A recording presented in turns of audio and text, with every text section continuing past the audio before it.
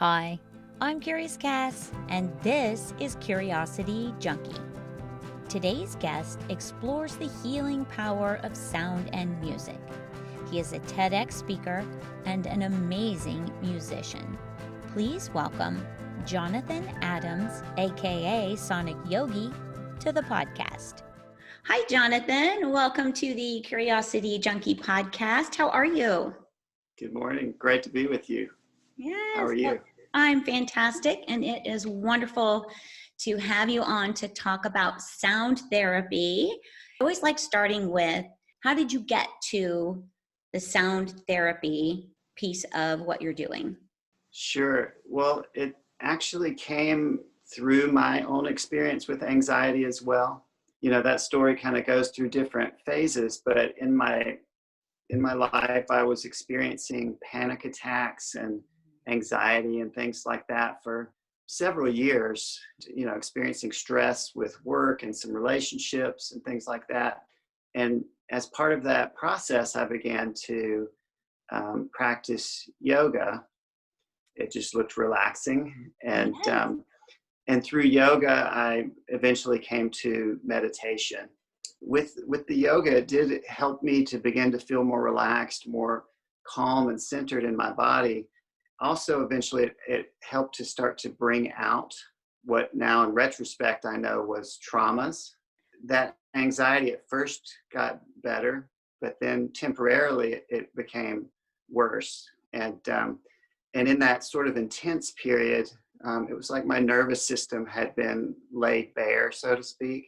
Yeah. And I began to sort of experience sound in a different way. And I realized that, you know, we are vibration, and that my nervous system and my body was responding to vibration. So as a musician, I was, you know, probably more tuned into that. And so through that sort of realization about sound, I began to explore sound in a more therapeutic way. First to, of course, help myself go through that healing process. And then I just wanted to share with family and friends, and I knew it was a valuable tool to help reach into those states of relaxation. That's a great message, in that as we find things that help us bring us to kind of peace and calm, we want to share it because we really know the power in what it's done for us. That's why I love doing this podcast, because I want to share the knowledge of what is out there to help people without having to medicate. There are alternatives. Going into the sound therapy piece for you, the vibration, I love when you said the body has vibrations, right? Mm-hmm. I do want to kind of talk about that a little bit, like the science behind the music, if you would. In general, going through my life, I didn't recognize that I was experiencing these vibrations. I was just going through from the level of my mind and going through life. And, you know, the stress to me was sort of out of left field. But as I began to learn more through this experience, I realized that my body, you know, we have a heartbeat, we have a breath rate, and on a more subtle level, we have our brain waves. And I realized later that by trying to fulfill the needs of my identity, you know, who I thought I was and what I thought I needed to accomplish in life and those types of things, that I was actually just pulling myself always out of that natural vibration. And so as I began to tune back into my body, I felt that my awareness became more finely tuned as to when I was pulling myself out of that vibration and really becoming stressed. I guess one of my main realizations from that whole experience was that in the present moment, when I'm truly in that present moment, that's when my body really comes into alignment with that good vibration. And that's also when I sort of come out of that identity that seeks to, you know, fulfill different things.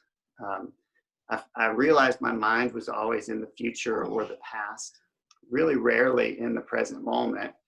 But as I sort of became tuned back into that present moment, I realized that that future and that past were just sort of creations of my mind. Mm. Um, and they weren't actually, real in the sense that they described anything that I needed to focus on for my own being. And so as I came back into that, I realized, I was coming into that more calm vibration. And so that was a visceral feeling. Mm-hmm. And that made me curious. Why do I feel this way?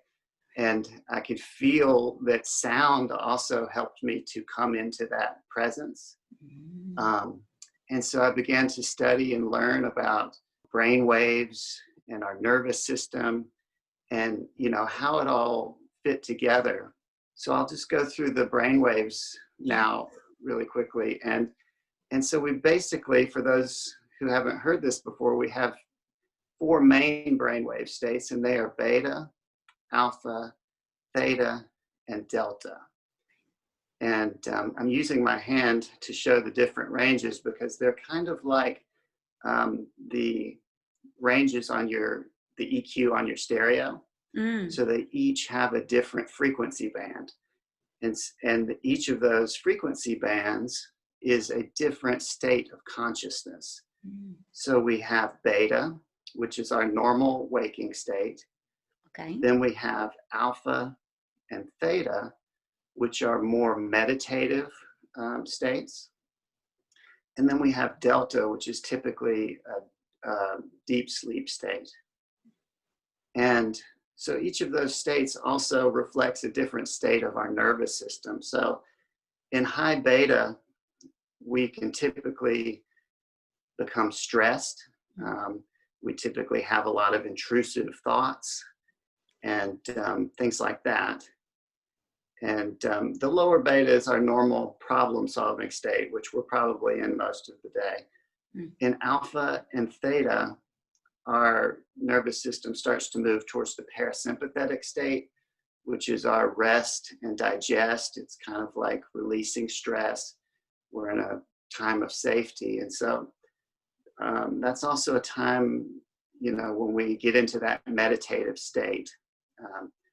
And then in the lower theta, we typically can kind of cross over from our intellectual thinking mind into our more subconscious mind and begin to see some of those motivating factors of our behavior patterns and things like that. And so some call that theta state the waking dream state, as we're sort of crossing over into the subconscious. And then there's a more rarely occurring state above beta, which is called gamma. And that's really associated with mystical experiences and things. And so that state kind of transcends that sort of stress of the high beta and gets into more like what people might refer to as super consciousness, when your mind sort of just opens up to a larger view of reality. Right. So I'm assuming then that most of us live in the anxiety piece of the beta, right? Like we tend to run high. I do. I shouldn't say we. I'm just talking about myself. Tend to run in like a high beta and getting to, what did you say, alpha and theta? Yes. How do we get to that? And I know this is not ever going to be like, it's just going to happen quickly. It's a practice. And I do kind of want to bring that up, that what we're talking about is more of therapy, in that it's a practice that you would use on a regular basis to help bring you to a calm state, right? Yes, exactly. Well, what I found is sound therapy is a great tool for getting into that space. And really, most mind-body practices are designed to bring us into that space. And so yoga, of course, and many yogis describe the yoga high after a yoga class. Yes. And that's part of that experience, is coming down into those alpha states. And then, of course, meditation is designed to help us reach those states over and over. And then sound therapy, of course, the subtle rhythms of the frequencies in sound therapy help our brainwaves begin to move from those higher states like beta and down into the meditation states. And that occurs through a process called entrainment, which is essentially synchronization. And so our mind has a natural tendency to latch on to those frequencies and sort of follow them down into those states. And so when we hear those gentle rhythms, our mind just automatically starts to relax. So of course, we've all experienced that with relaxing music. And then sound therapy takes that to another level, in that the idea is that we are consciously using the sound for that purpose. Right. So we were briefly talking about the vibration, that the body has a vibration. And I kind of want to explore and understand who decides what vibration is good for this and helping calm. I guess there are different ways of looking at it. The way that I just described is kind of more of a general way of looking at how your nervous system responds to those sounds. And then so, there might be a music track that says it's in alpha or theta. Yes. So that music track would be using an entrainment that is in that range. So for example, a theta track would have probably a brainwave entrainment tool that's in maybe the 4 to 6 hertz range. And so listening to that track over time would tend to help the listener into that theta state. Okay. So that's generally how it works. Right. And in that, because I've listened to how I found you, I forgot to kind of get into that in the beginning, is through Insight Timer. I talk about it all the time. I don't get any money or referral or anything from it. I think it's a wonderful app for people who are looking for just about anything. There's a talk on anything, everything. There is music. There are meditations, guided. It has everything on it. And I found you on there for sleep. And my question around that is, there's a lot of different layers to the music. It's not just like a sound. Sometimes you'll do a guitar and is it like a wood flute or? Okay. Yeah, yes, and I love both of those. Those are my favorite. But there's also like a tone. Is that what you're talking about? That's the piece that is the constant that kind of takes you into the theta or delta piece? Yeah, exactly. Many times a sound therapy style track will be centered around one tone, whereas, music has a chord structure and is moving through a pattern of chords, whereas sound therapy typically will revolve around 1 or 2 tones. And sort of that bass tone that you were mentioning is usually the brainwave entrainment. And so there are a few different kind of tools. One popular one is called Binaural Beats. And then there's something very similar, which is monaural beats. And then the other one is isochronic tone. And those are essentially almost the same thing, in that they are an oscillating and repetitive rhythm, kind of a wah, wah, wah, wah that you'll hear. Right. So in the case of binaural beats, it just means meaning two, and then aural, meaning your ear. And so as the person is wearing headphones, there are two tones. So for example, the left ear would have 100 hertz, and then the right ear would have 105 hertz. And so the difference between those two tones is 5 hertz. And so that would become the entrainment rhythm, because as those two tones sort of clash, they Right. create that sort of wah, wah, wah, wah sound. And that wah, wah, wah sound is the 5 hertz rhythm of the two notes. And then with the monaural beat, it's essentially the same thing, except for it's not panned to the two headphones. It's just in the center of the mix. And then an isochronic tone is like a monaural beat, except for it just has a slight bit of silence between the rhythms. And so it sounds more like a dut, dut, dut, dut, dut, rather than a wah, wah, wah. Oh, okay. So I love that, because it kind of helps me understand how this works, because I feel it, but I always go, well, how does that work? Which is fascinating. So the importance of understanding the beta, alpha, theta, delta, is that important when you're looking for music or pieces that are going to, I mean, I would think it is, to help you relax, calm down? Is it essential? Most tracks by most composers are they're going to choose music that helps you get into a relaxed state. So as the listener, it's not, of utmost importance to know what each of those states are. Of course, a delta track is typically going to lead you towards sleep. And for many people, even alpha and theta, once it helps the mind begin to relax, that can help them also move towards sleep. And so it's not super important for the listener to know, but just having a general knowledge of what's occurring there, may help them to understand what they're actually going for with that type of music. Yes.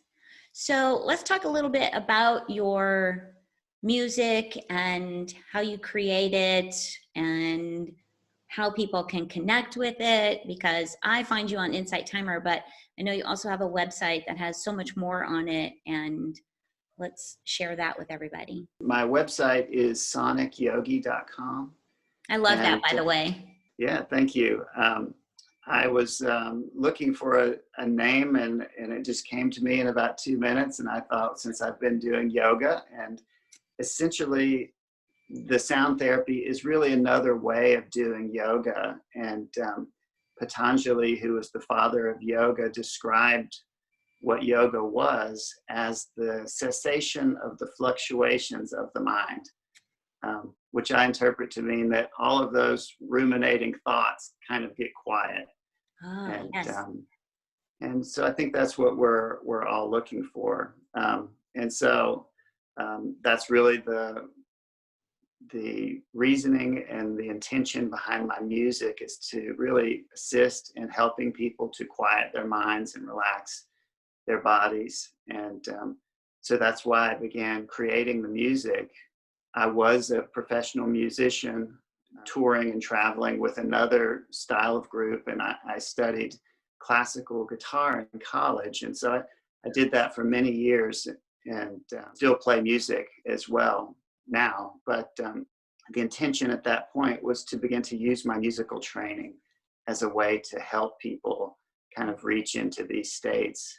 And I think creatively, it allowed me to tune into my own intuition and begin to follow the feelings of my body as the music sort of helped to guide into some of those different states. Yes. And so that's been some of the journey for me. Right. Do you have a go-to piece that you've created that you really find extremely helpful? Yeah, I would say the singing bowl pieces that I created, sacral chakra and root chakra, are some of my favorites. And I did a series of pieces that were based on the chakras. The singing bowls that I have are, each one is a tone for each different chakra. And in each of the different pieces in that series, I used a different bowl as sort of the bass tone. Mm-hmm. I find that just the grounding chakras are really nice for calming and relaxing.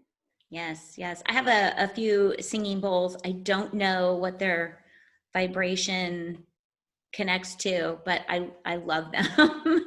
And that takes me to your TEDx talk. And I do want to talk about that a little bit because Mm-hmm. I watched that and I would encourage others to watch that. I'll put the link in the description so people can connect with that, as well as your website. But let's talk about that experience a little bit, because on there you do the singing bowls. I actually have a little bowl here. Oh, yes, I love it. Sometimes I go back and forth like this, as opposed to going all the way around. Right. There it is. I love that. Yes. Okay, so in your TEDx talk, it was on anxiety. Remind me the name of it. Sound therapy for anxiety and stress. Yes, that's right.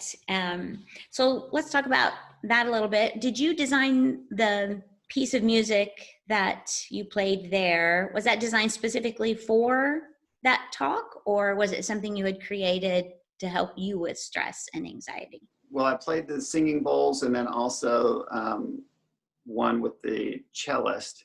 Yes.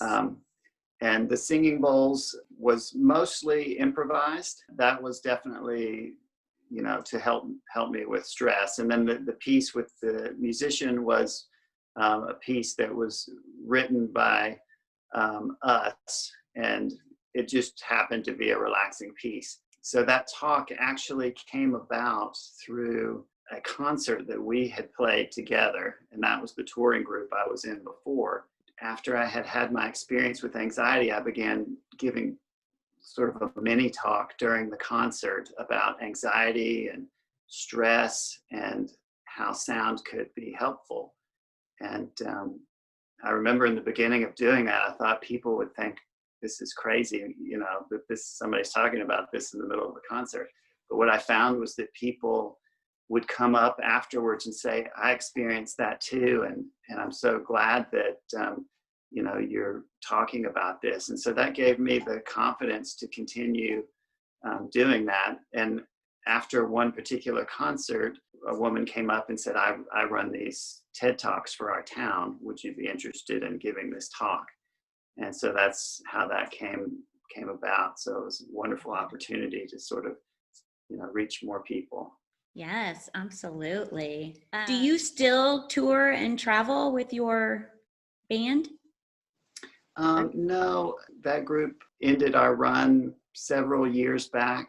And so now I'm fully focused on what I create with Sonic Yogi. Mm. Since right now we're in the middle of the pandemic, right. Really everything is online. But I enjoy playing in yoga classes and studios. And eventually, I'd like to bring this sound therapy fusion with the performing arts again, bring it out for performances. Yes, yes. I think another interesting use for sound therapy would be in schools and for children, and helping them, as well as meditation and just, centering and grounding and teaching that. Because I do think it would be so beneficial for helping children kind of connect with themselves. Yeah, absolutely. I've given several talks in schools for ages from the little kids all the way up to teenagers. And for the smaller ones, I thought, I wonder if they're going to have trouble, really tuning into this and paying attention. But what I found is they're super curious and they get it right away. Yeah. And for the older kids, for the young adults, I find that they're also very tuned into anxiety and their inner psychological world, and just to speak honestly and openly about some of these issues, I think is helpful. Yes. and really they're shaping the world to come. So all the tools that can be given to them at that formative stage are super important. Absolutely. I could talk about this forever. I find it so helpful. I also feel like right now with the political state of our country and the unknownness of what we're experiencing right now, the anxiety is relatively high for almost everyone, even if it's always been low level. I think people who are not used to dealing with anxiety are dealing with it. If you have a message or anything that you would love to share. Sure, definitely. I think uncertainty and unknowing is not what we particularly enjoy. Yeah. And what I learned from my own experience was that to really just allow myself to come back to the present moment. And my mind is just going to do what the mind does. It's going to wonder about the future and think about those things. My ultimate kind of realization and learning tool from that sort of awakening experience was that in this moment now, to choose love and not fear. And that sort of simple phrase sort of encapsulated what I want to remember for myself, which is that it's always now. It's always going to be now. And that I always have a choice. And that choice, I can choose between love or fear. As I choose that love, and sometimes that's super hard, to choose that and ground myself in that more and more and more. And so it's not an arrival point. It's something that happens in each and every moment. So if I can, allow that to always be my sort of mantra, knowing that I'm being sort of born and dying in each and every moment as I choose, just to choose love and not fear. It comes back to love. Thank you for coming on, definitely. Jonathan. It's been a pleasure. I've learned so much. If you ever create anything new that you would love to share with the audience, let me know. I'd love to have you back on and maybe share a meditation along with some music. I think that would be a beautiful thing to do. That'd be wonderful. I'd love that. Thank you. Okay, absolutely. Well, thank you to everyone for tuning in, listening, watching. Stay safe, stay curious, and we'll see you next week.